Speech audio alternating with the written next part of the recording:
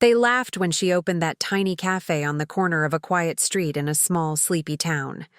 It had just 4 tables, a chipped sign, and a menu scribbled in chalk. The locals didn't think much of it. Some walked by without a second glance. Others chuckled, wondering how long it would last before closing like the dozen others that came and went. But she wasn't just another dreamer with a coffee pot. She had something special. Her name was Aisha. A single mother who had spent years working double shifts at roadside diners, saving every penny while secretly perfecting her own recipes in the early hours of the morning. She didn't have fancy investors or social media buzz. What she had was heart, grit, and a recipe for butter chicken that could silence a room. Still, the odds were against her. People doubted her. Friends warned her. Some even told her to quit while she could still cut her losses. But she didn't listen. Day after day, she opened her cafe at dawn. She served food with stories and smiles. And though the seats were often empty, the warmth inside never faded. Then one afternoon, a traveler on his way through town stopped in. Just a hungry man looking for a bite to eat, but he was no ordinary visitor. He was a well-known food blogger, known for discovering hidden gems. He ordered the thali, took a few bites, and didn't say a word. Just smiled, asked for a cup of chai, and quietly left. What happened next was something no one in the town, not even Aisha, could have imagined. Within days, her tiny cafe was trending online. Food lovers began driving in from the city, lining up outside that little restaurant that once barely stayed afloat. She didn't change her menu, didn't raise her prices, and didn't start wearing a chef's coat. She stayed exactly who she was. But now, the same people who once laughed were begging for a reservation. And just when everything seemed perfect, something unexpected happened. A twist that would test everything she had built. Because not all attention is good attention, and not everyone who walks through your door comes with kind intentions. The sudden spotlight brought more than just fame. Aisha's little cafe, once forgotten by her own town, was now a trending destination for food lovers and influencers. Cars with city plates packed the street. Outside, phones pointed at every dish, and people waited hours just to taste her homemade naan and creamy dal. For a moment, it felt like a dream. But with that dream came new challenges she never asked for. The quiet charm of the cafe started to shift. Some regulars, the ones who believed in her before the fame, began to feel out of place among the flashy visitors. Aisha tried to make time for everyone, but the pressure was growing. She had to wake up earlier, work longer hours, and deal with people who cared more about Instagram photos than the food itself. Still, she smiled through it all, grateful, but exhausted. Then came the invitations, offers to franchise, to sell her recipes, to appear on cooking shows.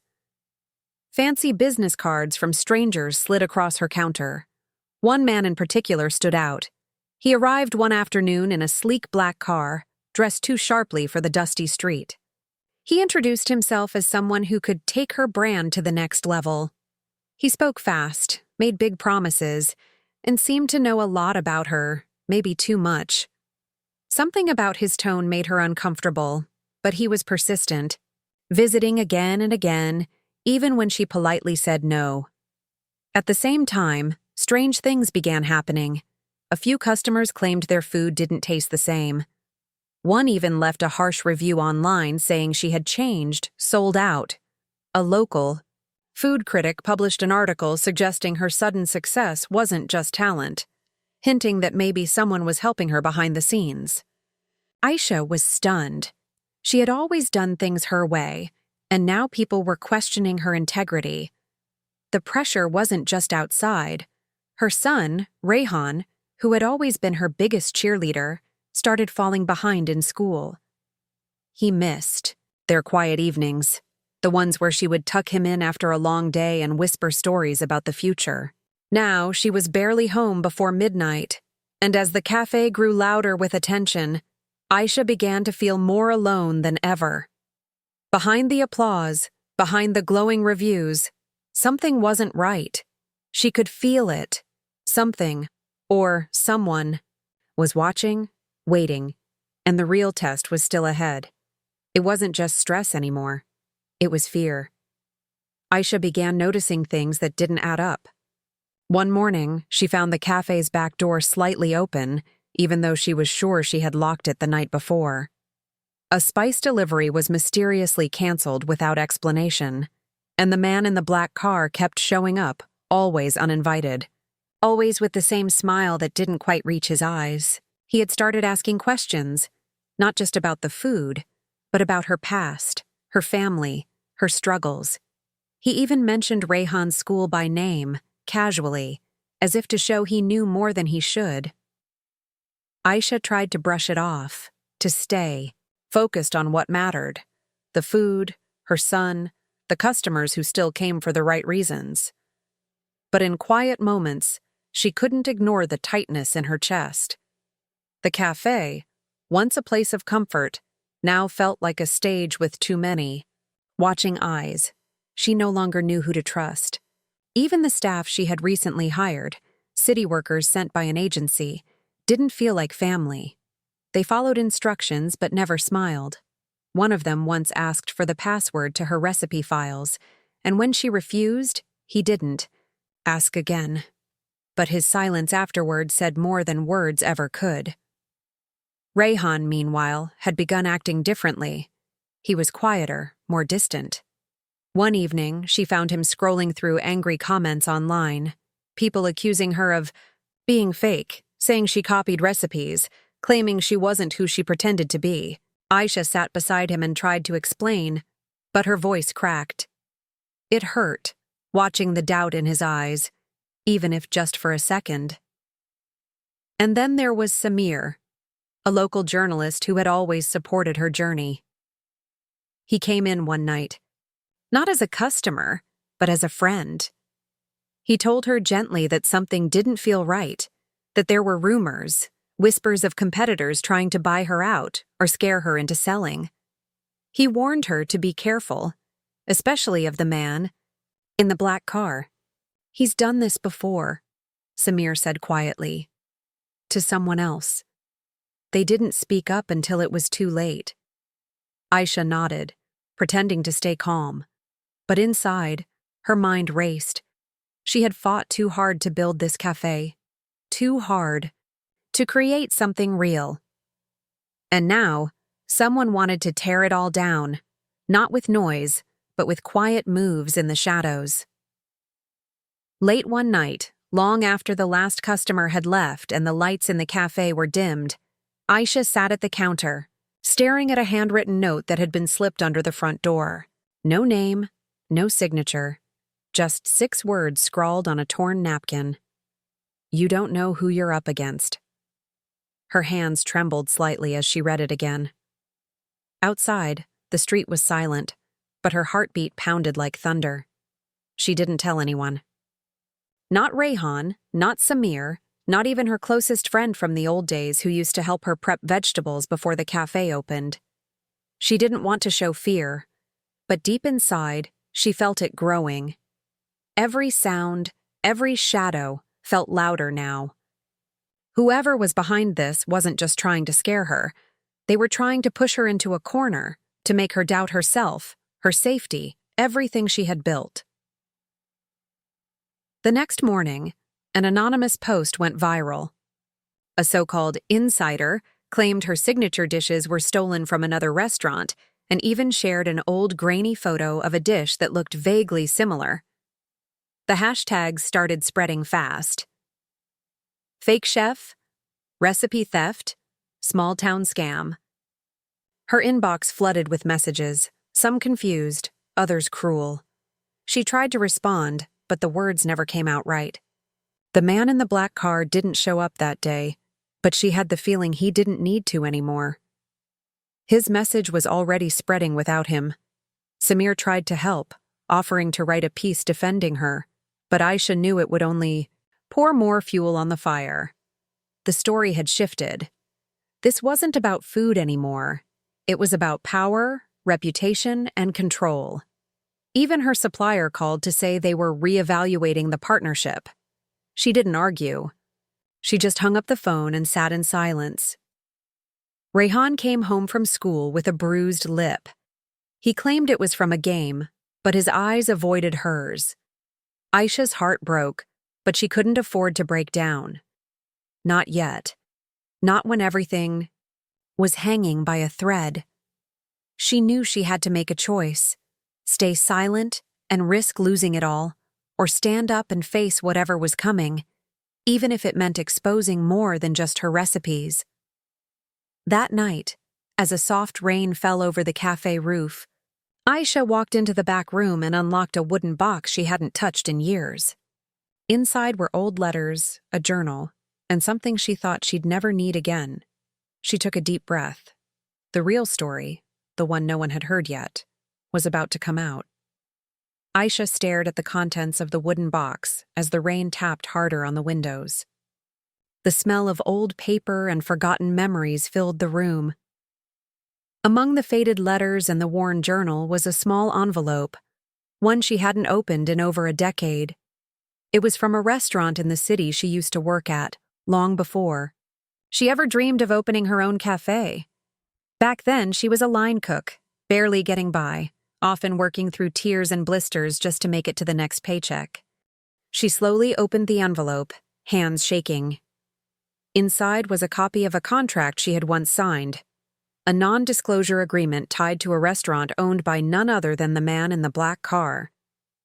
He hadn't just stumbled into her cafe. He knew her.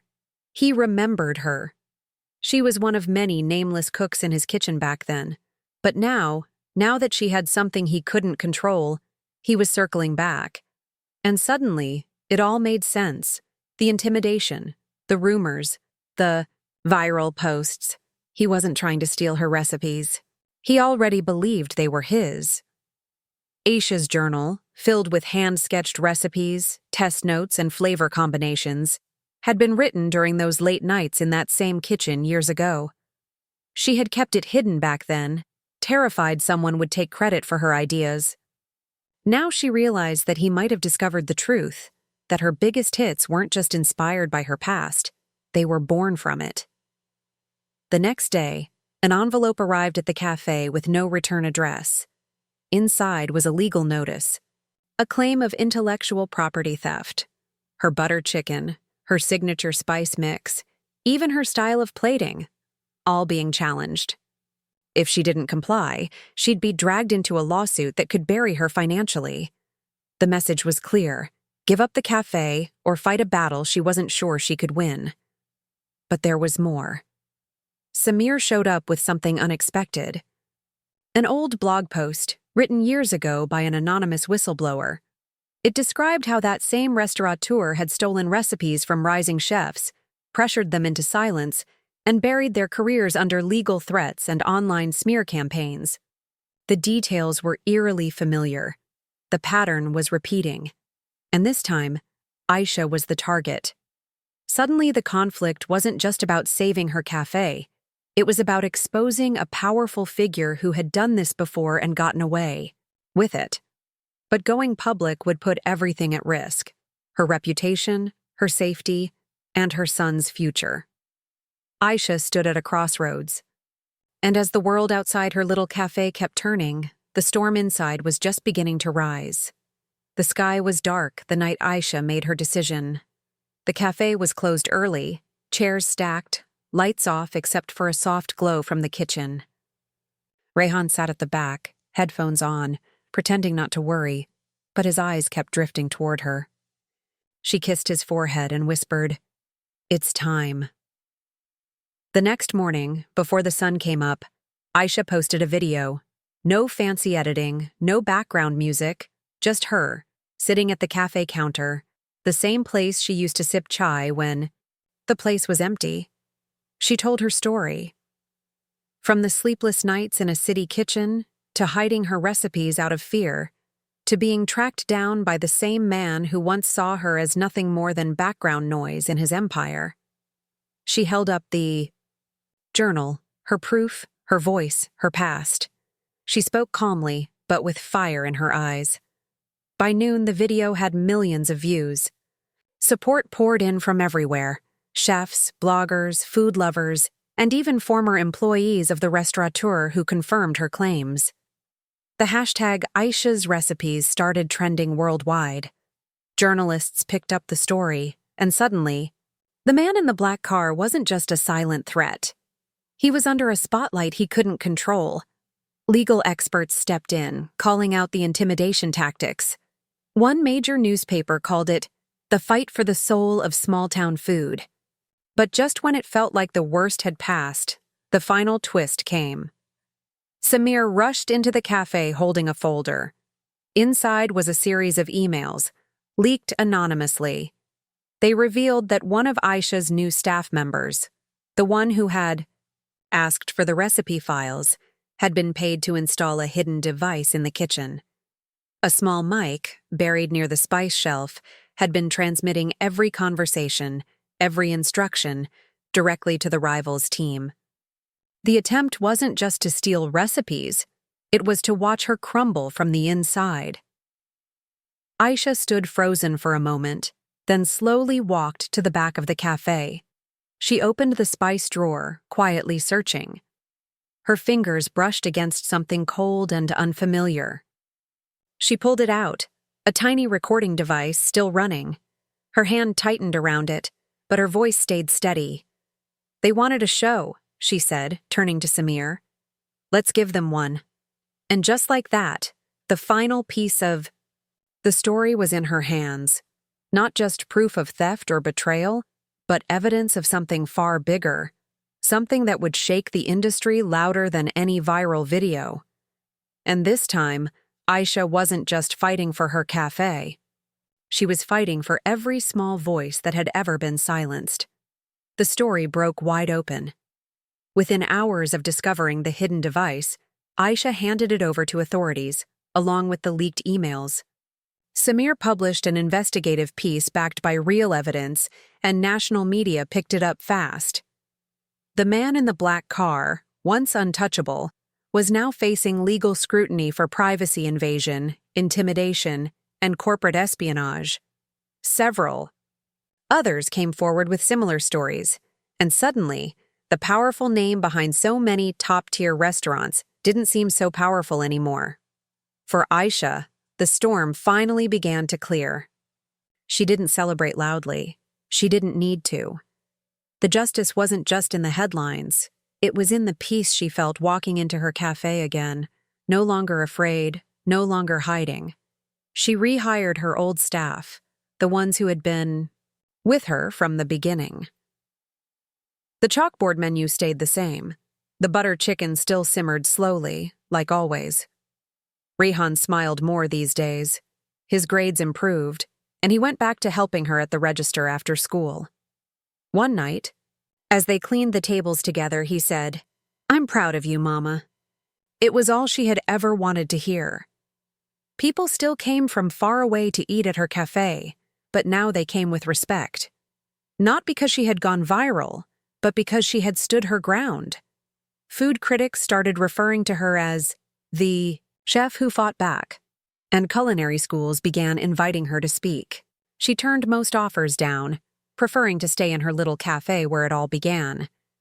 But she did agree to one thing: a mentorship program for small-town chefs with big dreams, especially women. No one should have to hide their recipes, she said during the first session. The cafe, once laughed at, had become more than just a restaurant. It was a symbol, a place where food told real stories, and where one woman's courage reminded everyone what passion, honesty, and resilience looked like. And as for the man in the black car, he disappeared from the spotlight, his empire shaken. His silence was the loudest ending he could have had. Aisha never sought revenge. She simply wanted to cook with heart, serve with love, and raise her son with dignity. And now, with the city watching and the world listening, she finally had what she fought for all along: not fame, not fortune, but freedom.